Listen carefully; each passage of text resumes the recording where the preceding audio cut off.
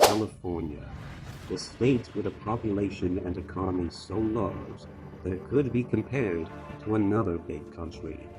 From Spanish to Mexican, to independent to American, home of the gold rush, Yosemite, and so much more. How did the California of today come to be? Historians don't have an exact date, but it's assumed that Native American tribes began inhabiting the land of modern-day California around 10,000 BC. These early settlers came from Asia, likely across the Bering Straits, and would soon diversify into more than 100 separate tribes, totaling anywhere from roughly 100,000 to 300,000 individuals.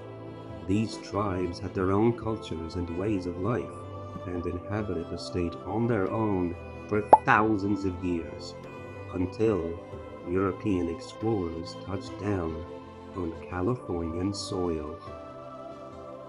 The first known European to reach the gorgeous coasts of California was Juan Rodriguez Cabrillo in 1542. Cabrillo's expedition had been launched from modern-day Mexico, known then as the Viceroyalty of New Spain, and ended up in San Diego Bay. The expedition was rather fruitless, however, as Cabrillo failed to discover anything that he viewed as worth the trouble for Spain to colonize. He left, and California remained untouched by European hands. Occasional ships, such as those from the Spanish East Indies traders, would at times touch down on California's coasts, but the idea of colonizing the territory still remained unconsidered. Even when English explorer Francis Drake plundered his way into Oregon and California, claiming the lands for his homeland, no real settlement of any sort was actually set up. Less than 30 years later, in 1602, another Spanish sailor, this one by the name of Sebastian Vizcaino, set off for the coast of California in the name of New Spain and hopeful expansion. He too found San Diego Bay as well as Monterey Bay. Yet again, no colony. It wasn't until decades later that the Spanish finally got around to actually setting up camp in what they were now calling Alta California. This region was to be a province of New Spain, alongside Baja California below it. Franciscan missionaries would become the first to set up real, permanent settlements in the region. 1769 would see the first mission be established alongside California's first presidio, located in today's San Diego. More than another dozen missions would spring up in succession across Alta California, as more and more Franciscans aimed to convert the local indigenous population to Christianity. The general efforts to colonize the region, however, was poorly funded and supported, as the Spanish North American holdings were slowly pushing the bounds of what the empire could handle, and the Spanish relationship with the natives in Alta California was complicated, to say the least. While missionaries hoped to teach the indigenous people their Spanish culture and beliefs, they also attempted to take advantage of the natives and utilize them for free labor, while keeping them organized on small portions of land that had once entirely belonged to the indigenous. In response to this sudden encroachment and missionary conquest, the natives organized several revolts which made the already unapproachable land even less appealing to new colonists.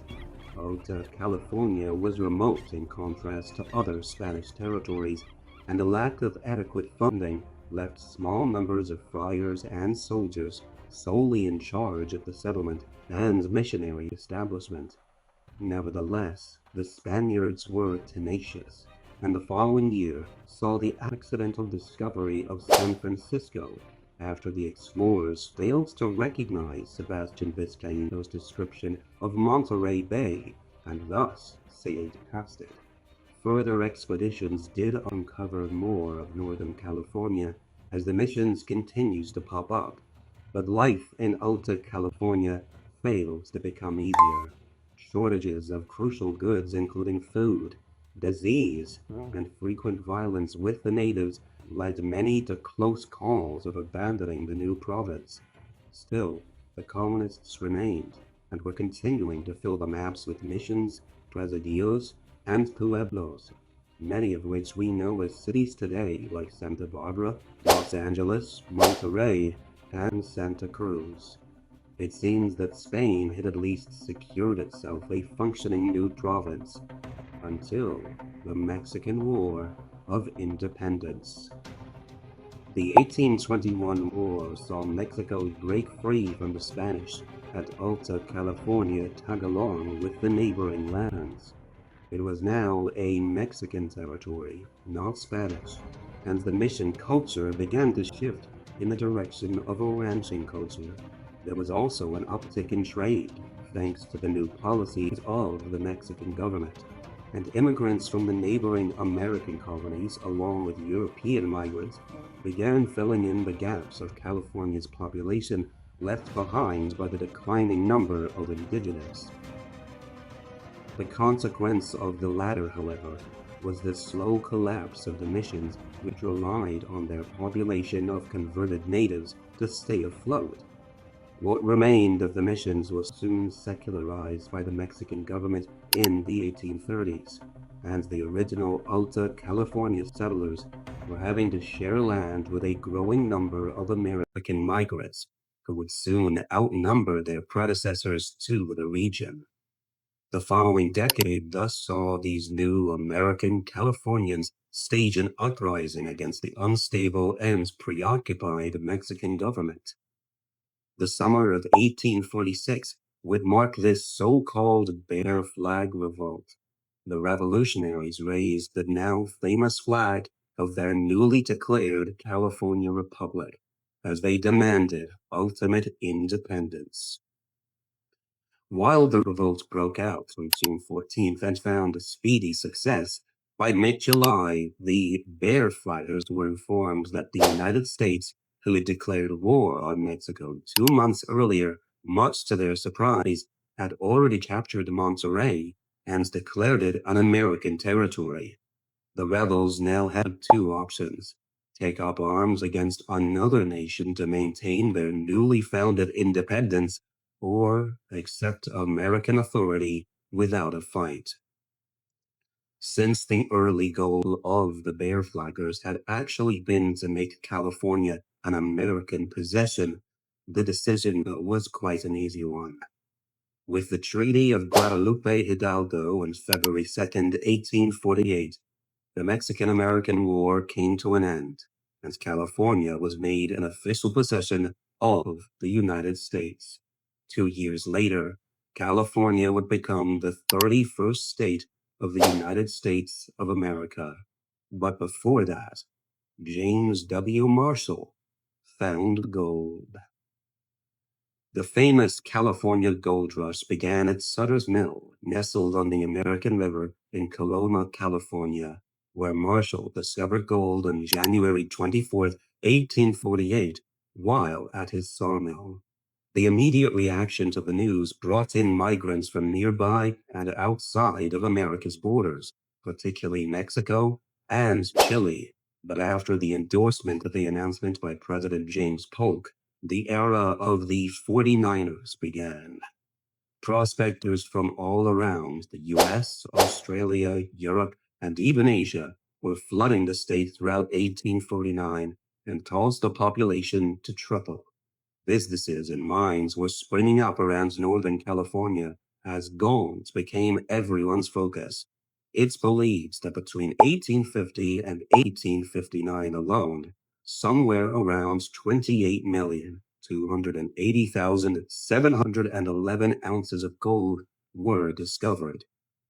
With an additional 300,000 people now calling California home, the gold rush came to an end, and the state somehow managed to skate by as the American Civil War played out, spilling brotherly blood all across the southern and eastern states.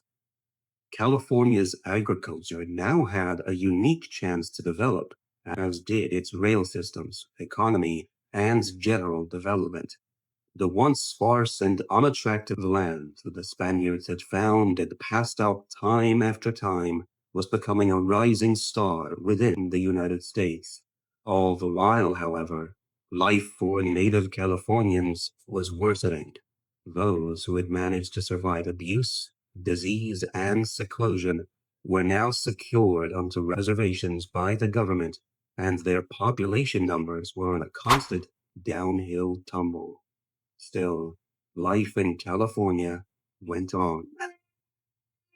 The state's modern history is no less busy than the rest, and the 20th century saw California in a constant state of adaptation. San Francisco felt the first tragedy in California's recent past when a fatally colossal earthquake hit on April 18, 1906. The effects were utterly catastrophic, leaving 28,000 buildings damaged beyond repair, 250,000 people without homes, and a now estimated 3,000 dead. Though San Francisco would recover, the loss of life and property continues today to serve as a reminder of what the earth under California's soil can accomplish. When the Great Depression hit the United States, however, fear of another earthquake was too small an angst when compared to the comforts and opportunities California provided to those fleeing the Dust Bowl states of the Midwest. Hi, Even after nice to World War meet you. II, many surviving soldiers saw the state as an ideal home. California's economy thus benefited even further, and prosperity returned to the short-lived republic. By the middle of the 1960s, California's population had already earned itself the title of the nation's largest, a fact that still rings true today. Other significant events in the state's modern history included multiple heavy earthquakes, social justice movements that spread to the rest of the nation, a 1969 Native American occupation of Alcatraz Island, and so much more. Today, California sits as one of America's most important states on multiple levels. Its geography, economy, culture, and history are vast and varied. What we remember of the state's past is often focused primarily on its role in the Wild West as the home of the gold rush, in addition to the more modern designation as the home of cinema and fame. But California's time as a home to the Indigenous, a Spanish colony, a Mexican province, an independent republic, and at long last a U.S. state are all equally distinguished and necessary periods of the land's past. It's California's bustling history that made it the extraordinary place that it is today.